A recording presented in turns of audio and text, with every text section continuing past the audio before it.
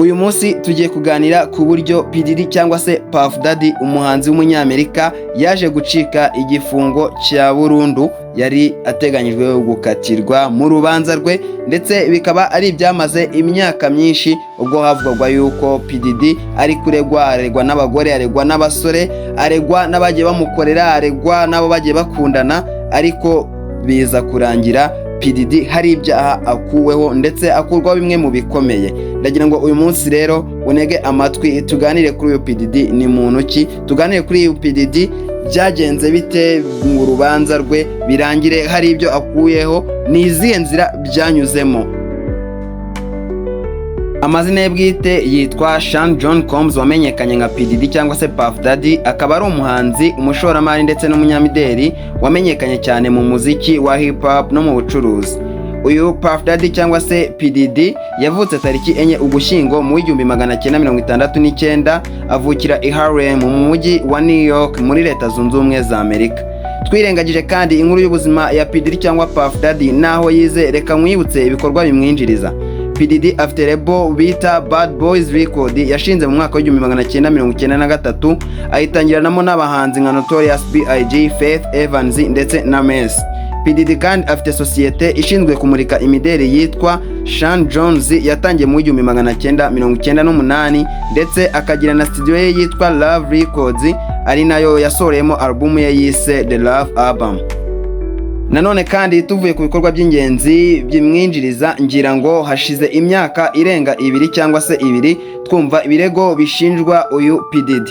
Ngwaye ikaze mu muryango mugari wa Iwacu Topic, ngwaye ikaze mu isi y'ubuvumbuzi, ndetse mwibukije gukora subscribe. Ngiye tugiye kubana muri iki kiganiro, nitwa Fix. Uyu munsi nkaba ngiye kugusobanurira buryo ki P Diddy yaje gutaruka igifungo cya burundu, gusa twatugitegereje ubushinjacyaha n'umucamanza ngo bazadutangariza iki mu mwaka wa 2025 naho turimo mu kwezi kwa 10 ubwo azafatwa umwanzuro wa nyuma. Ngwaye ikaze nanone.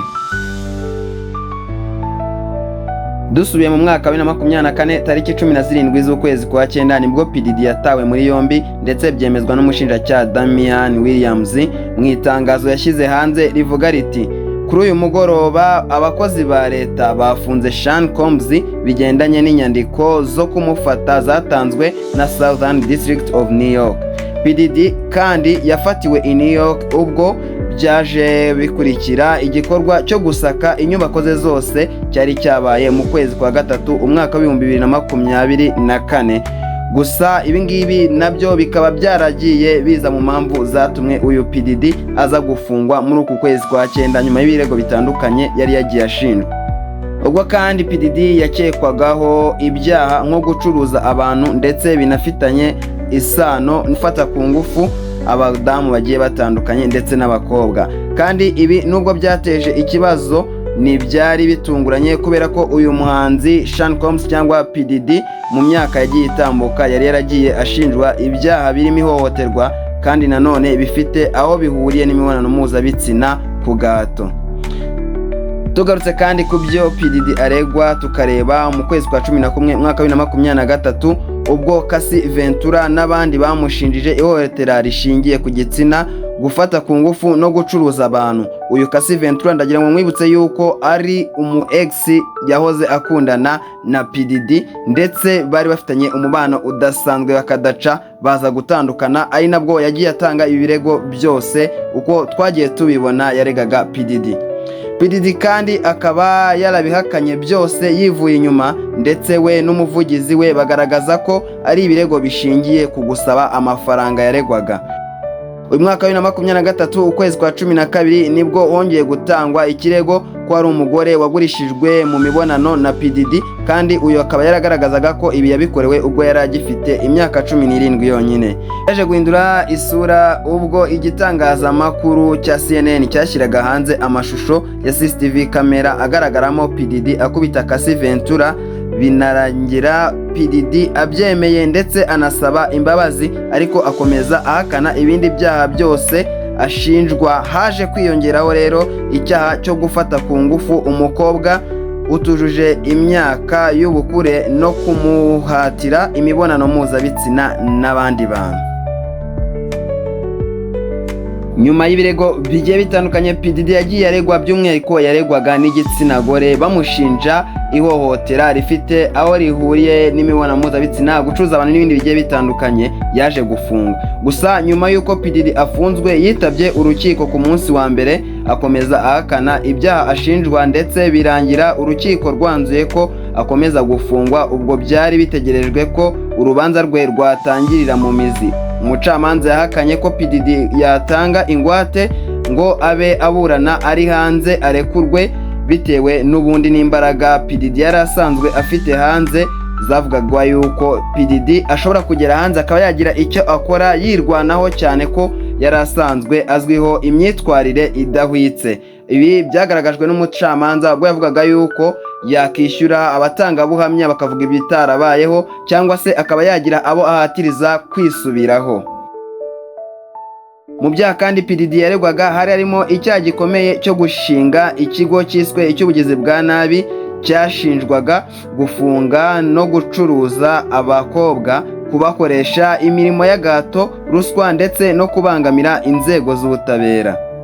Mu gihe cye cy'iburanishwa P Diddy yageze aho arega leta ya Amerika ashinja inzego zishinzwe umutekano gushyira hanze amakuru y'ibyo aregwa mu buryo butemewe hagamijwe kwangiza isura ye, aho yari nyuma y'uko byari byagaragaye ko ashobora kuzafungwa igihano cya burundu kubera yaregwaga ibyaha bikomeye, by'umwihariko icyaha cyo gushinga ikigo cyiswe icy'ubugizi bwa nabi. Nyuma y'uko urubanza mu mizi rutangiye, P Diddy agashinjwa ibyaha byinshi bitandukanye, byaje kurangira ahamwe n'ibyaha bibiri, ari byo gutwara abantu hagamijwe kubakoresha ubusambanyi, ari byo yakoreye uwahoze ari umukunzi we Cassie Ventura ndetse n'undi mugore witwa Jane. Nyuma yo kubona ko aregwa ibyaha bikomeye, P Diddy yegeranyije ikipe y'abanyamategeko 8 mu gihe kingana n'ibyumweru 8 baburanyemo n'ubushinjacyaha bwa Leta Zunze Ubumwe za Amerika. Ubushinjacyaha bwifashishije ubuhamya bw'abatangabuhamya 34 bose bahurizaga ku bugome n'ubunyamaswa bwa P Diddy cyangwa se Puff Daddy. Ubwo urubanza rwari rurimo rukomeza, haje kuvuka ikibazo gikomeye ubwo inteko ifata imyanzuro bafashe imyanzuro ku byaha 4 P Diddy yaregwagamo, ariko bose nibumvikanye ku cyaha cyari gikomeye cyo kurema umutwe w'abagizi ba nabi, ndetse ibi biza kurangira iki cyaha cyo kurema uyu mutwe P Diddy kitamuhamye. Ibi byanejeje P Diddy cyane rero kugeza ubwo yapfukamye mu rukiko ashimira abamufashije ari bo banyamategeko be 8, arishima cyane yikomanga mu gatuza mu rwego rwo kugaragaza ibyishimo P Diddy yagize bitari bisanzwe. Ubwo umucamanza yajyaga kwirera ngo agarukane umwanzuro w'urubanza, nibwo benshi bari bafite amatsiko ndetse harimo n'abafite ubwoba. Harimo nyina witabiriye urubanza kuva rwatangira, harimo abana ba P Diddy ndetse n'abagore batandukanye bari baragiye babyarana na P Diddy. Gusa ibi byaje kurangira hemejwe ko akomeza gufungwa, maze umwanzuro ukazatangwa mu kwa 10 uyu mwaka wa 2025. Gusa birangira akuyeho ibyaha byari bikomeye, ndetse munyihanganire byarangiye P Diddy akuweho ibyaha byari bikomeye, ari naho harimo cyaha gikomeye cyane cyo gushinga umutwe w'ubugizi bwa nabi. Kandi ngira ngo wibuke ko iki cyaha cyo gushinga umutwe w'ubugizi bwa nabi nicyo cyari gutuma akatirwa igihano cya burundu. Gusa tutirengagije no ko ibindi byaha yari arimo ashinjwa ari ibyaha byamufungisha imyaka yagera muri 15 ndetse na 20, ikaba yarengaho n'indi myaka mikeya mu gihe byaba ngombwa yuko byose bimuhama. Gusa kuri ubu bikaba bivuga yuko P Diddy ari kwitabira gahunda za leta zamufasha guhinduka, ndetse akaba ajya ahura n'umuganga we, aho ajya mu ivuriro bakamwitaho kugira ngo ahinduke kandi azabe intangarugero. Ibi kandi tuzababyemeza neza ubwo mu kwezi kwa 10 uyu mwaka wa 2025 umwanzuro wa nyuma uva mu bucamanza uzaba ushyizwa hanze. Turebe P Diddy azahamwa n'ibihe byaha, P Diddy azakatirwa imyaka ingahe, azababarirwa atahese, cyangwa P Diddy bizarangira hagaragaye yuko na bya byaha bamukuyeho byamuhamye. Gusa nanone icyo twagarukaho nuko ikiza ari uko P Diddy uyu muraperi wo mu gihugu cya Amerika byarangiye icyaha cyo kumufungisha igifungo cya burundu agikuweho. Ubwo reka dutegereze imyanzuro izafatwa niyihe. Ndagushimiyeweho waneze amatwi muri kino kiganiro. Nge twabanye nitwa Fix niyo manu, ngusabye gukora subscribe niba utarayikoze kugira tujye tubasha kubana umunsi ku wundi.